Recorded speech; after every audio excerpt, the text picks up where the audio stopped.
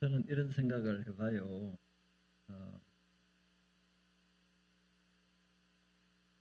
어, 예배 끝나고라도 예배 시간도 괜찮고 서로 이렇게 좀 산만하기도 하지만 서로 좀 허깅도 하고 또 남자는 남자끼리 해야 되지만 부부는 허깅할 수 있지만 악수도 하고 그리고 하이파이브도 하고 좀 이렇게 대형 교회는 그렇게 하기가 쉽지는 않겠지만 그래도 우리는 뭐 작은 가족이잖아요. 작은 가족. 예, 그러니까 서로 좀 이렇게 안아주고 또 이렇게 스킨십, 사랑의 표현 중에 5가지 사랑의 언어 중에 하나가 스킨십이거든요.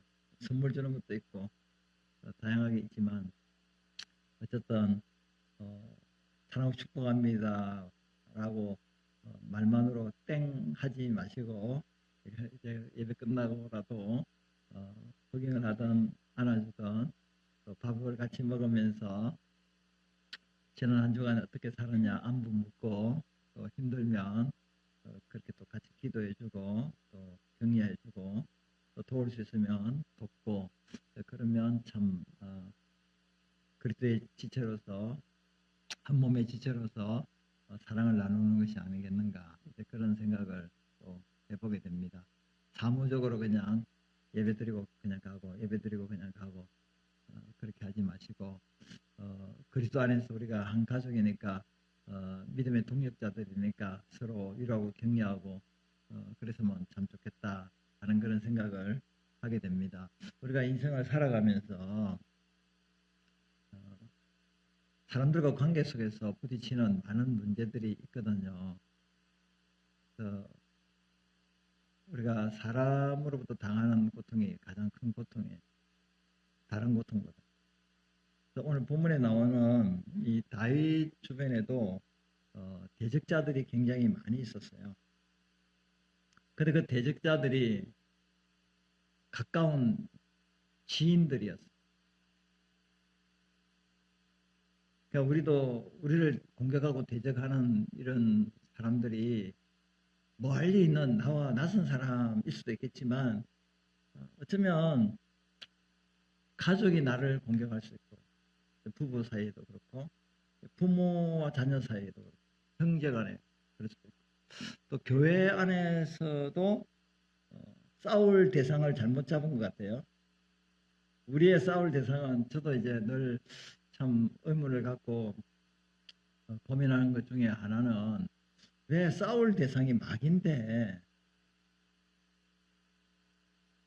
왜 가족끼리 싸우고 교인들끼리 싸울까?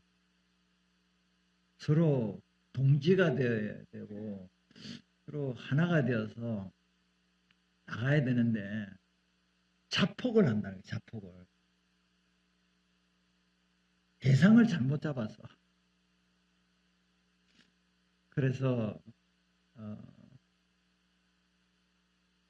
우리 주변에도 많은 우리를 공격하는 자들이 멀리 있는 것도 아니고 가족이고 이웃이고 우리의 모든 모임 속에서 보면 나를 공격하는 그런 사람들이 있다는 것이죠. 다윗도 주변에 많은 대적자들이 있었는데 그 대적자들이 어떻게 대적하냐면 언어적으로 이제 공격을 합니다. 악한 자들이 이제 폭력적인 언어를 사용한다는 거죠. 근데 다윗은 이렇게 폭력적으로 자기를 공격하는 자들에게 어떻게 반응을 하고 대응을 하냐면 사랑으로 선으로 반응을 해요. 그럼에도 불구하고 이 대적자들은 계속 사랑을 받고 또 선을 받지 않고 사랑을 미움으로 선을 악으로 그렇게 대항을 했습니다. 그런 사람들이 대표적인 사람이 누구냐면 다윗 주변에 사울 왕이었어요. 그러니까 사울 왕은 누구를 가장 사랑해야 되냐면 다윗을 정말 진짜 사랑해야 돼요. 왜 그러냐면 다윗은 나라와 민족을 구원했잖아요. 골리앗을 쳐서 물리치고 민족을 구원했어요. 그리고 사울 왕을 위해서 정말로 최선을 다한 그러한 나라에 충성하는 또 왕에게 충성하는 그런 사람이었어요. 그런데 사울 왕은요, 시기와 질투를 가지고 다윗을 미워하기 시작했어요. 다윗이 너무 잘 되는 게 미운 거예요. 왜? 그가 잘 돼서 나중에 최종적으로 올라갈 자리는 왕의 자리는 왕의 자리가 위태롭다고 생각하고 어떻게든지 다윗이 잘 되는 것이 배가 아픈 거예요. 그래서 반역자로 몰아서 그를 죽이고자 했고 또 주변에 다윗의 그 사울왕의 신하들 중에서도 다윗을 반역자로 그렇게 모함해서 몰아가는 그런 상황에서 다윗은 어려움을 겪고 결국에는 사울왕의 눈에서 벗어나서 도망자의 신세가 됩니다. 근데 배고픈 이제 그 다윗이 도망하면서 놉당에 가서 놉의 제사장 아히멜렉을 찾아가게 됩니다. 내가 지금 배가 고프다. 우리 부하들도 배가 고프다. 먹을 거 좀 달라. 그리고 나에게는 무기가 없으니까 내가 골리앗을 죽일 때 그 가지고 온 그 칼을 좀 달라. 라고 부탁을 해서 떡도 얻고 칼도 얻지요. 근데 그 자리에 누가 있었냐면 사울의 목자장인 도액이라는 에돔 사람이 있었습니다. 이 사람은 사울의 신하죠. 목자장이니까 이제 가축을 관리하는 책임자인데 이 도액이 보고 있다가 이제 사울 왕에게 고자질을 하게 됩니다. 이 반역자인 다윗이 찾아왔는데 이 아히멜렉 제사장이 다윗과 같이 이렇게 반역을 꾀했다. 그렇게 말함으로써 이 도액은 사울 왕에게 잘 보여서 자기가 또 높은 지위를 얻고 명예를 얻기 위해서 아히멜렉을 또 모함을 하게 되죠. 그래서 결국에는 아히멜렉이 도망자인 반역자인 다윗을 도와줬다 그래서 아히멜렉은 처형을 당하게 되고 그리고 놉당의 제사장 85명이 도액으로부터 죽임을 당하게 되고 가족도 다 살해당하는 그런 처절한 일이 이 도액이라는 사람을 통해 일어난 겁니다. 그때 다윗은 다 자기의 연약함 때문에 이런 일이 일어났다고 자책하면서 나 때문에 이렇게 피비린내 나는 일이 일어났다 하면서 고통에 부르짖는 일이 일어났습니다. 그리고 또 한 가지는 압살롬입니다. 압살롬은 다윗이 정말로 야 너 그렇게 못된 짓 했어 라고 책망하고 꾸짖는 일도 한 번도 하지 않았어요. 그것이 잘한 건 아니죠. 자녀가 잘못하면 훈계하고 책망하고 바르게 세워가야 했는데 다윗은 그만큼 압살롬을 사랑했다는 거예요. 그 다윗이 이 압살롬이 반역을 해서 결국에는 이제 아버지를 몰아내고 왕위를 찬탈할 그런 상황에서 전쟁이 벌어진데도 다윗은 내 아들 압살롬을 절대 죽이지 마. 죽이면 안 돼. 요압 장군에게 그렇게 부탁할 정도로 그렇게 사랑으로 그 아들 압살롬을 대했어요. 근데 압살롬은 그렇게 하지 않았어요. 그거는 그 왕궁문 앞에서 이제 그 재판을 많이 하게 되는데 거기 앞에 서서 이제 백성들이 이제 나라에 대해서 불만을 가지고 있는 사람들이 이제 상소할 문제가 있으면 그 문제를 가지고 왕궁에 찾아오게 되면 그 압살롬은 왕자로서 그 사람들에게 이렇게 말합니다. 야, 우리 아버지한테 그 문제 가져가도 아버지가 너 그런 문제 신경 쓰지 않아. 해결해 주지도 않아. 그러면서 아버지의 다윗 왕과 이 백성의 사이를 이간질하는 거예요. 그리고 그 백성들의 그 상소할 문제를 내가 해결해 주겠다라고 백성들의 마음을 뺏어가요. 왜? 아버지의 왕위를 찬탈하기 위해서. 백성들을 자기 편으로 모으기 위해서. 그리고 결국에는 이제 그 아히도벨까지, 여기 아히도벨이 나오죠. 아히도벨까지 자기 편으로 삼아요. 근데 이 아히도벨은요, 다윗 왕의 모사입니다. 책사입니다. 그러니까 충성스러운 신하가 아히도벨이었어요. 근데 아히도벨이 배신을 하게 됩니다. 그리고 아들 압살롬에게 붙어요. 그리고 자기에게 1만 2천 명 군사만 주면 지금 바로 가서 다윗을 죽일 수가 있다. 라고까지 이야기를 하게 됩니다. 그러니까 다윗에게 그렇게 충성한 그 신하가 어느 날 갑자기 배신을 때리고 압살롬에게 붙어버려요. 그리고 다윗은 이제 그 울면서 이제 도주를 하게 되는데 그때 시므이라는 사람이 딱 나타납니다. 이 사람은 사울 왕가의 그 가문의 사람인데 다윗에게 이렇게 말합니다. 그 처절하게 이제 도망가면서 그 참 얼굴을 가리면서 부끄러워서 아들에게 쫓겨나니까 얼마나 부끄럽습니까? 근데 이 시므이가 이렇게 해요. 야, 너는 저주를 받았다, 저주를 받았다. 어? 네가 사울 왕가를 몰락시키더만은 아들에게 왕위가 찬살당해서 그렇게 비참하게 그냥 도망가구나 하면서 막 저주를 퍼부면서 돌멩이를 들어서 사울 다윗에게 던졌습니다. 다윗이 진짜 이런 모독을 받고 조롱하고 메시를 받는 겁니다. 이와 같이 다윗의 주변에는 많은 대적자들이 있었다. 원수의 세력들이 있었다. 마찬가지로 우리 예수님에게는 어떤 대적자들이 있었는가? 먼저는 유대 종교 지도자들이에요. 예수님이 메시아로 오셨잖아요. 근데 메시아로 오신 것은 백성들을 구원하기 위해 오신 거잖아요. 그러니까 예수님은 낮은 사람들과 같이 가까이 있었어요. 병든 자, 그리고 가난한 자, 그리고 귀신 들린 자, 그리고 그 당시에 죄인 취급을 받던 그런 사람들과 밥을 먹으면서 가까이 친구가 되었습니다. 그러니까 유대 종교자들이 그걸 보고 저 사람이 메시아가 아니다. 하나님 아들 메시아라면 이 로마의 나라에 압박받는 우리를 해방시키는 해방꾼으로 와서 힘과 능력을 갖고 그리고 우리를 해방시켜야 되는데 아니 예수님이 하나님 아들 메시아라고 와서 하는 일이 저 병든 자들 가난한 자들 그 죄인들의 친구가 돼서 하니까 저게 뭔 메시아냐 라면서 예수님이 하나님의 아들이라니까 신성모독을 했다. 이 제목을 갖다 덮어씌우고 거기다가 이제 사형을 언도하기 위해서는 신성모독죄를 안 되니까 정치범으로 몰아서 로마에서 결국 십자가행을 처하게 되는 그런 일들이 일어나게 됩니다. 그 예수님은 너무 억울하잖아요. 그들을 위해서 그들을 구원하기 위해서 죄 없는 예수님이 메시아로 하나님으로서 사람이 되어 왔다면 그들에게 선을 베풀고 사랑을 베풀어서 그들을 구원하러 왔다면 그 메시아를 영접해야 되잖아요. 영접은 그냥 신성모독죄와 정신범으로서 죽여버리는 그런 일들이 일어났잖아요. 이런 대적자들입니다. 예수님에게도 수많은 대적자도 있었는데 특히 이제 12명의 그 제자들 가운데 가룟 유다가 있었어요.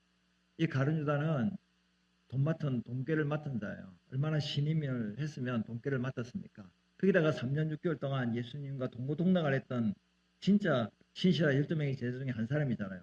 근데 은삼십에 예수님을 팔아버려요. 배신해요.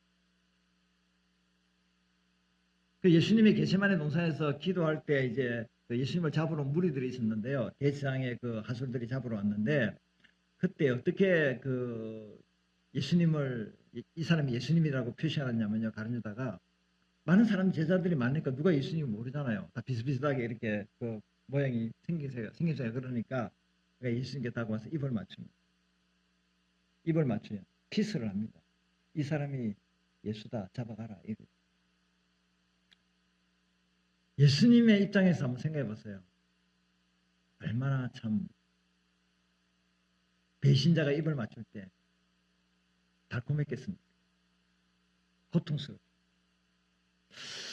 그래서 우리 예수님은요 이런 대적을 받으셨는데 그렇다면 지금 여러분들을 대적하는 사람은 누굽니까? 누가 여러분들을 대적해야 할까?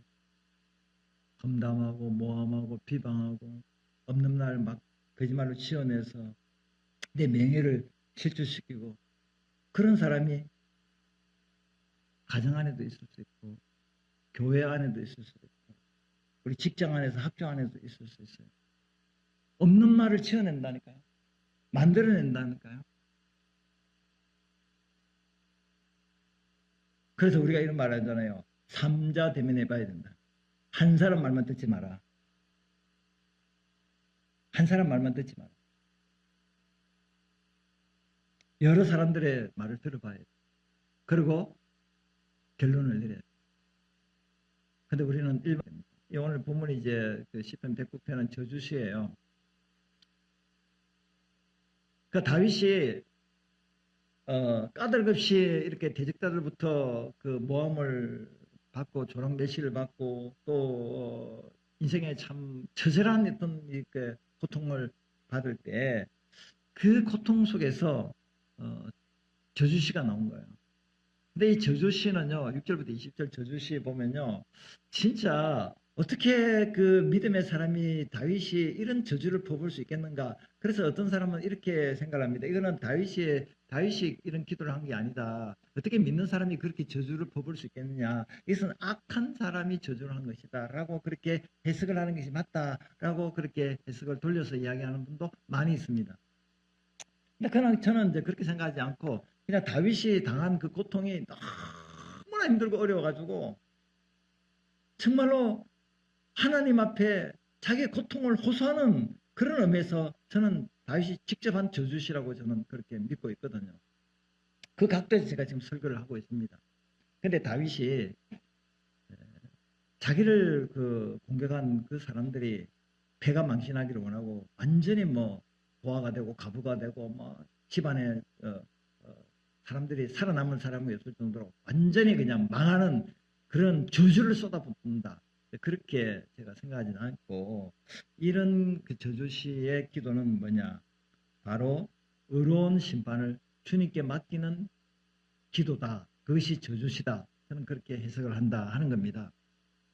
그러니까 다윗은 이와 같이 엄청난 힘든 어려움이 있음에도 불구하고 정말로 이유 없이 까닭 없이 조롱과 메시와 또 이렇게 모함을 비난을 받는 그런 가운데서도 자신의 그 어려운 모든 것들을 누구에게 맡기는 그런 기도를 합니까? 하나님이 의로운 심판을 통해서 저 악한 자를 하나님이 심판해 주세요.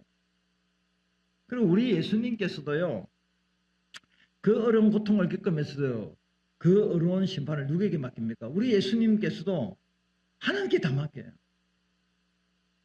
예를 들면 이제 게시마네 동산에서 예수님이 기도하시고요, 이제 십자가 질 준비를 다 하세요. 가룟 유다가 자기를 팔 것 다 알고 계세요. 그래서 게시마네 동산에서 기도가 끝났는데 그때 이제 대상의 무리들이 이제 그 가룟 유다가 포함해가지고 이제 예수님을 이제 잡으려고 이제 왔지요. 그때 이제 가룟 유다가 예수님 입을 딱 맞추죠. 제자가 예수다 잡아라. 그래가지고 이제 하술들이 그 대상의 경비병들이 와서 예수님을 붙들어 잡아가려고 할 때 베드로가 그걸 보고 가만히 있겠습니까? 칼을 빼가지고요. 그 대상 종말고기를 칼로 베버려요. 잘했습니까? 잘 못했습니까? 지금 스승을 잡으러 왔는데 예수님을 잡으러 왔는데 이 제자 중에서 수제자인 베드로가 칼을 들어서 종을 탁 칼로 뺐습니다. 대적을 한 거죠. 칼로 대적을 한 거예요. 잘한 거요, 못한 거요. 여러분 같으면 어떻게 하겠어요? 마태복음 26장 52절에 보면 예수께서 이르시되 내 칼을 도로 칼집에 꽂으라. 칼을 가진 자는 다 칼로 어때요? 망하리라. 아니 자기를 잡으러 온 무리들이에요. 까닭 없이 이유 없이 죄도 없는데 지금 포획당해서 십자가로 끌려갈 형편이에요. 그래서 베드로는 자기 나름대로 의로운 분노로 칼을 빼서 대적을 한 거잖아요. 근데 왜 칼을 집에 꽂으라 그럴까요? 칼을 사용하지 마라 그럴까요? 폭력은 폭력을 낳고 복수는 복수를 낳기 때문에.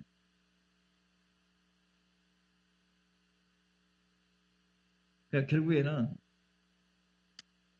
폭력을 행하지 말라는 거예요. 폭력을 행하는 자에게 폭력으로 대항하지 말라는 거예요. 악을 악으로 갚지 말라는 거예요. 그래서 우리 예수님께서는 베드로전서 2장 23절에 이렇게 말씀했습니다. 예수님은 모욕을 당해도 뭐하지 않았다고요? 욕하지 않으시고. 여러분 모욕을 당할 때 욕하지 않을 수 있습니까? 고난을 받을 때도 뭐하지 않았다고요?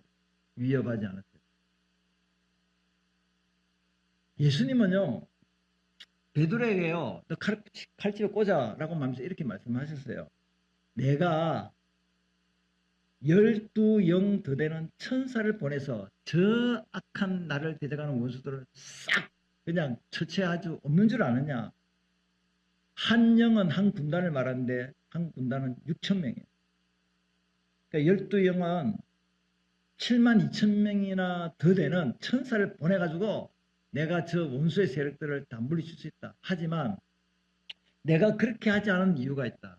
그것은 하나님의 뜻을 이루기 위해서. 내가 고난을 받고 십자가를 지어야지 인류를 구원할 수 있다. 그래서 내 힘을 다 사용하지 않겠다는 거예요. 십자가를 그냥 지겠다는 거예요. 적의 공격, 원수의 공격을 그냥 받아들이겠다는 겁니다. 그게 아버지의 뜻이다. 그래서 위협하지 않아요. 힘이 없어서 당하는 게 아니에요. 예수님은. 복수할 수 있는 능력이 없어서 복수하지 않는 것이 아니에요. 그는 모든 것을 공정하게 심판하시는 하나님의 손에 자신을 맡기셨습니다. 할렐루야. 그렇다면요, 우리는 대적자의 공격에 어떻게 반응합니까? 어떻게 반응해요? 여러분들을 이유 없이 공격하는 학교 친구도 있을 수도 있고, 가족들 가운데도 있을 수 있고, 교인들 가운데도 우리 주변에 많잖아요. 진짜 나를 진짜 힘들게 하는 사람이 있잖아요. 내가 죄가 있으면 달게 받겠는데, 내가 잘못이 있으면 당연히 그런 대가를 치러야 되죠. 근데 까닭없이 이유 없이 그렇게 어려움을 겪을 때라도 우리는 주님께 과연 복수를 맡길 수 있겠는가? 의로우신 주님께서 해결하실 것을 믿고 복수하지 않을 수 있겠는가? 일반적으로 대부분의 사람들은 복수를 하죠. 안갚음을 하죠. 두고 보자. 때가 되면 내가 끝장낼 것이다. 우리는 어르신 주님께 맡게 될 줄 믿습니다. 쉬운 건 아니죠. 어려운 거. 근데 원수 갚는 것은 내게 있는 것이 아니라 누구에게 있어요? 하나님께 있어요. 내가 갚는 게 아니에요. 우리가 중국 영화나 이런 영화를 보게 되면 복수하잖아요. 우리도 그냥 저래서 가만히 좀 안 돼서 악당 놈들 다 죽여버려야 돼. 복수하고 이러면 싸그리 없애버리면 박수 막 치고 시원하다. 영화 전문 너무나 잘 됐어. 너무나 잘 됐어.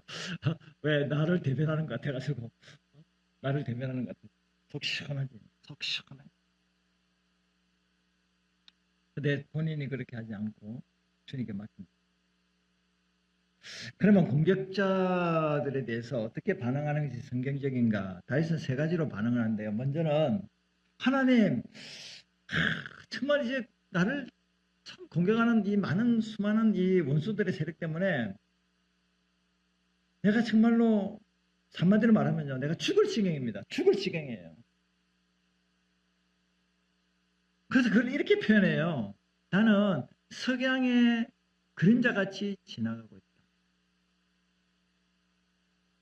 동역에 이제 그 해가 떠서 이제 서쪽으로 해가 질 때 그림자가 길게 쭉 늘어서 있다가 해가 탁 다지면 그림자가 싹 사라지잖아요. 그러면서 또 나는 메뚜기가 거센 바람에 날려가는 메뚜기 같다. 그러니까 이거는 뭘 표현했냐면 나는 공격자들 앞에 원수들 세력 앞에 나는 힘이 없고 나약한 존재입니다. 난 정말 불쌍하고 나는 연약한 존재입니다. 나는 이 공격자들을 어떻게 할 수 있는 능력도 없고 힘도 없고 나약합니다. 그리고 내가 몸이 수척해가지고 정말 죽을 지경이에요. 저 사람들이 나를 비방하고 모함하고 비난하고 조롱하는 거 정말로 견딜 수 없을 정도로 내가 너무 힘들고 어렵습니다. 이렇게 자신의 그 상태를 하나님 앞에 다 이야기를 하는 거예요. 정말 힘들어요. 이렇게 하나님 앞에 기도를 하면서요. 그가요 오늘 4절에 이렇게 얘기합니다. 우리 4절 같이 읽겠습니다. 나는 사랑하나 그들은 도리어 나를 대적하니 나는 기도할 뿐이라. 아멘.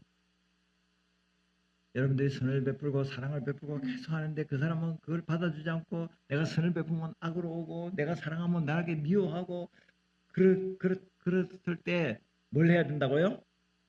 기도를 해야 돼요. 복수하지 말고 뭘 해야 돼요? 기도해야 됩니다.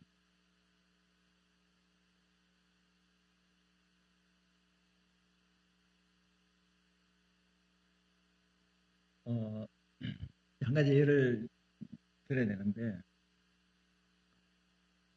유종옥 유종옥 사모님인가? 예. 제가 직접 만난 거하고 이야기 들은 걸 전달하는 건데, 유종옥 사모님. 그, 서울역에서 이제 노숙자 사역을 하신 사모님인데, 어느 날 이제 사역을 끝나고 이제 편지 한 통을 받았는데, 5장의 편지가 들어있었는데, 읽어보니까 구구절절이 이런 내용이에요. 같이 이제 노숙자 사역을 하는 어떤 동력자로부터 이제 받은 편지인데, 구구절절이 노숙자들을 이용해서 자기 이속만 채운다. 그런 내용으로 편지 5장에 적힌 거예요. 그러니까 사모님으로서는 이거는 완전히 자기를 모함하는 거잖아요. 비난하는 거잖아요. 순수하게 정말 그리스도의 사랑으로 노숙자를 섬기는데 같이 동력자가 자기 배속, 이속을 채우기 위해서 노숙자 사역을 한다. 이런 편지를 받으니까 정말로 떨릴 수밖에 없잖아요. 그래가지고 그 자리에서 반론을 하기 위해서 그 자리에서 2시간 동안 15장의 편지를 적은 거예요. 그 사람에게 보내기 위해서. 그래가지고 우체국 가서 편지 봉투를, 큰 편지 봉투를 사서 거기다가 15장을 넣고 불칠을 하고 주소를 적고 우표를 딱 붙였어요. 그리고 또 접수를 딱 하려고 하는데 마음에 주님의 음성이 들려온 거예요. 야, 네가 그런 억울한 일을 당해서 그 반론을 제기해서 15장의 편지를 적었는데 나는 몇 통의 편지를 적어야 되겠냐? 수백 통의 편지를 적어야 되지 않겠는가? 나 예수도 사람들로부터 억울한 일을 당해서 내가 구원을 받고 십자가를 졌는데 너는 그것 때문에 꼭 반론을 제기해서 15장을 붙인다니 말이 됐냐? 그런 생각이 들어서 오해를 하면서 그 편지지를 15장을 다 찢어버렸어요.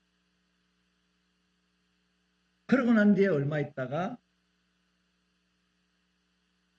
자기를 모함했던 그 사람으로 전화가 왔어요. 자기가 잘못했다고. 그리고 그 사람은 브리스기라와 아볼로가처럼 바울의 동력자 브리스기 아볼로가처럼 자기의 신실한 동력자가 돼서 지금까지 같이 사역을 하고 있다. 만약에 자기가 따지는 그 편지를 보냈다면 아마 그 사람과 평생 원수가 됐을 것이고 굉장히 힘든 그런 관계가 됐을 것이다. 라고 그렇게 간증을 했습니다. 들은 거예요, 제가.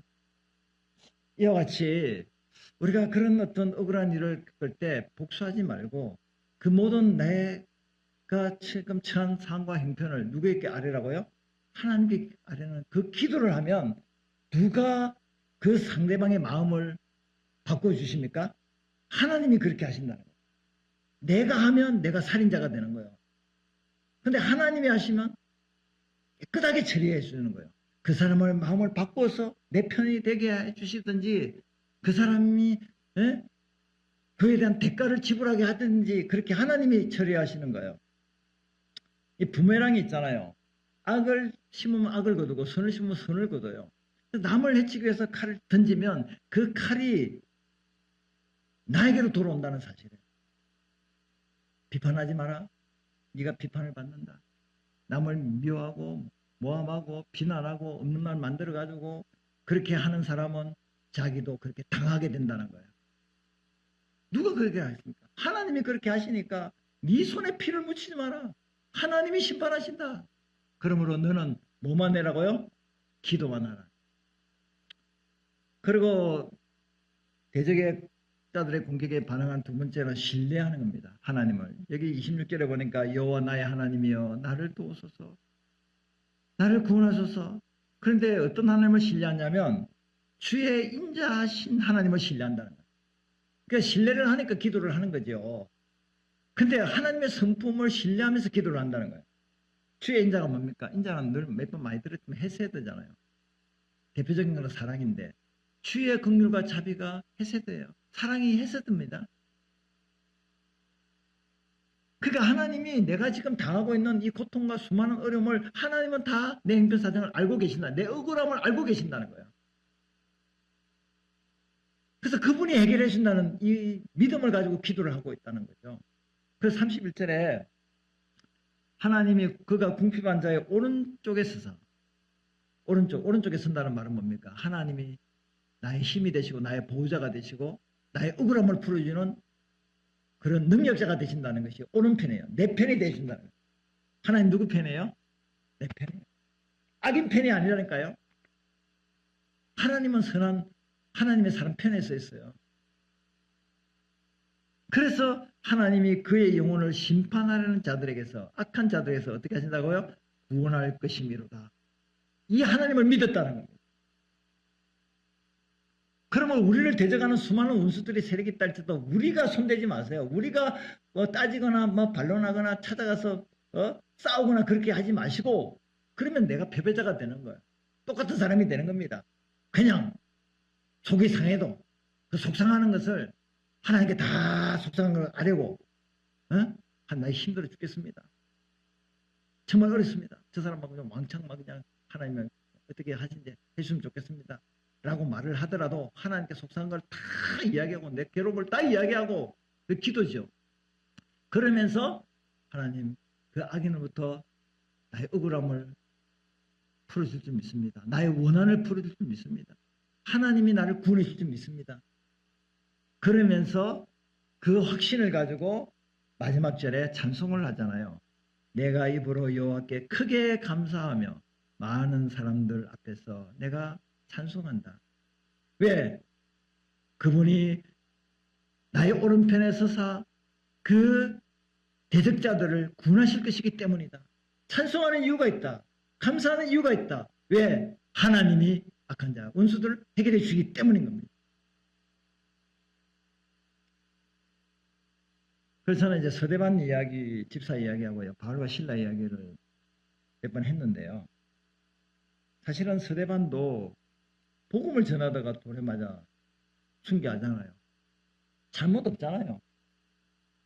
그 영혼을 살리려고 복음을 전하는데 상 받을 일이잖아요. 그런데 복음을 전하는데 돌이 날라왔다는 거예요. 돌멩이가 날라왔다는 거예요. 얼마나 억울한 일입니까?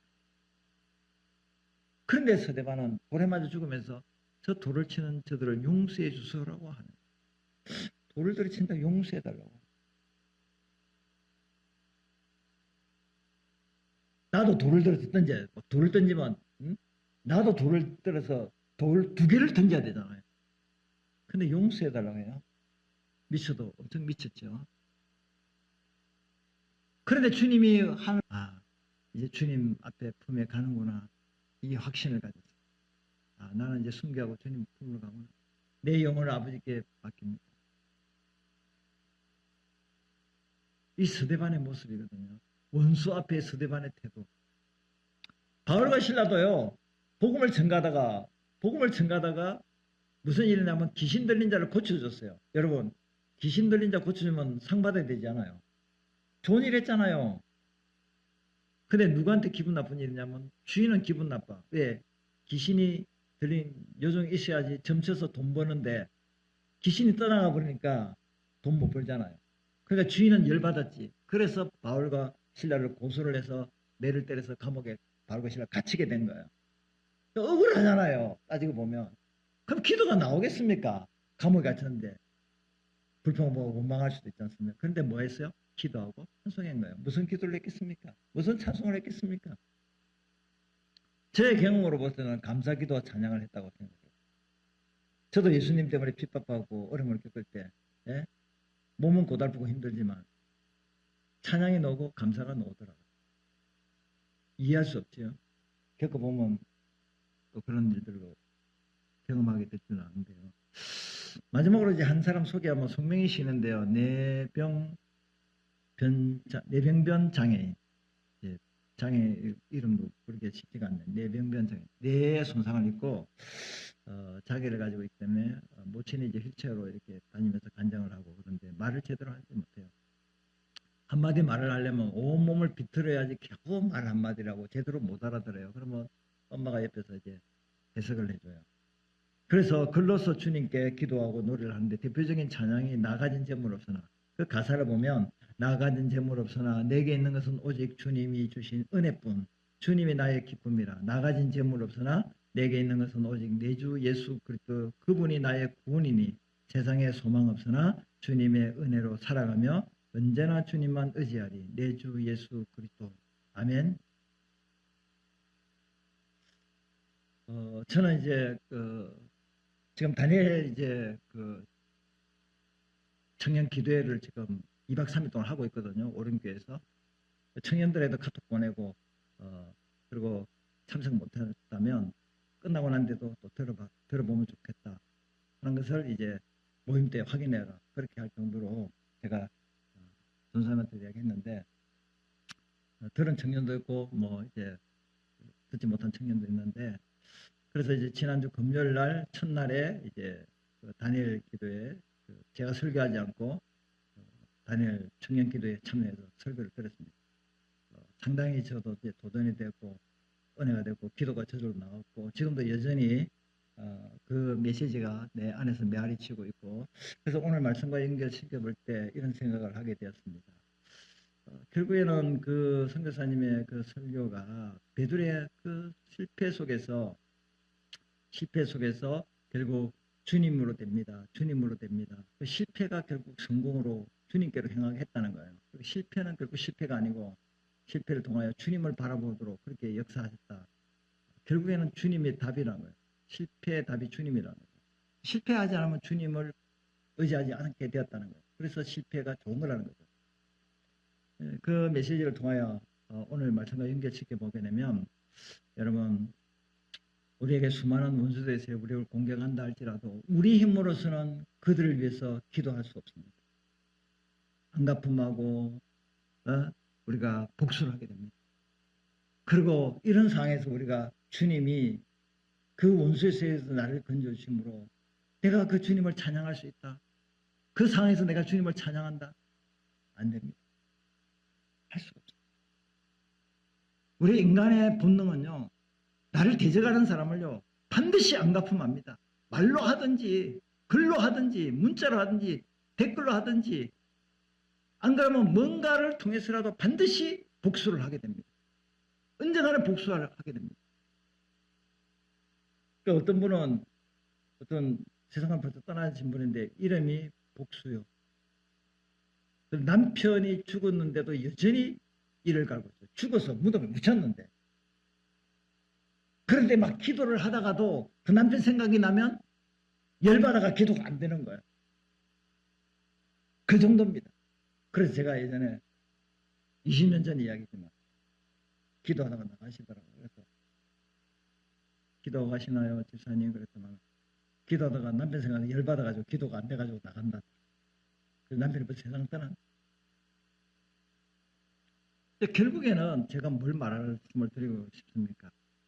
다윗같이 이렇게 그 자기의 원수의 세력들을 참 공의를 하나님 심판해 주시고 참 내가 너무 처절한 상태에 있으니까 하나님 나를 좀 도와주세요. 기도하고 하나님이 나를 도와주셔서 원수의 세력 구원할 수 있다는 걸 믿고 그런 상황에서 찬양할 수 있는 것은 다윗의 힘으로 가능하겠냐는 거예요. 저도 이제 늘 생각하는 건 뭐냐면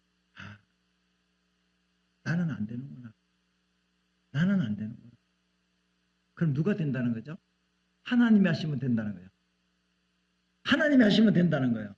나는 기도할 수 있지만 하나님이 기도하게 하시면 그 원수를 위해서 기도할 수 있고 나는 할 수 없지만 하나님이 신뢰하게 하고 찬양하게 하나님이 역사하면 나는 하나님을 신뢰하면서 기도할 수 있다는 사실이에요. 결국은 사람으로는 할 수 없지만 누구로 할 수 있다고요? 하나님으로서는 할 수 있다는 거예요.